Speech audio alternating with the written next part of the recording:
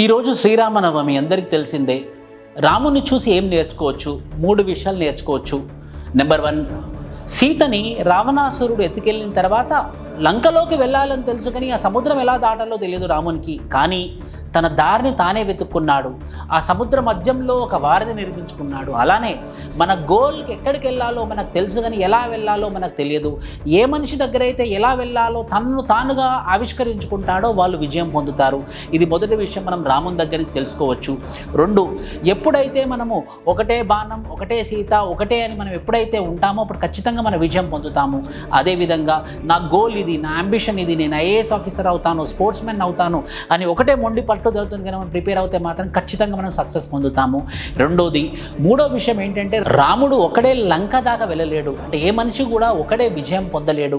అతనికంటూ ఖచ్చితంగా ఒక టీం ఉండాలి. ఒక వానర సైన్యాన్ని నిర్మించుకున్నాడు, ఒక టీంని నిర్మించుకున్నాడు. ఆ టీముతో పాటు ముందుకెళ్ళాడు, ఆ టీమును మోటివేట్ చేసుకున్నాడు, అతను మోటివేట్ అయ్యాడు, అప్పుడు తన గోల్ని రీచ్ అయ్యాడు. అదేవిధంగా ఏ మనిషి అయినా కూడా ఒంటరిగా ముందుకెళ్ళలేరు. వాళ్ళకంటూ ఒక టీంని నిర్మించుకోవాలి, వాళ్ళకంటూ లైక్ మైండెడ్ పీపుల్ని ఒకటి ఏర్పరచుకోవాలి. అప్పుడే మనం విజయం పొందగలము. ఈ 3 విషయాలు మనం రాముని దగ్గర నుంచి నేర్చుకోగలము. జై శ్రీరామ్.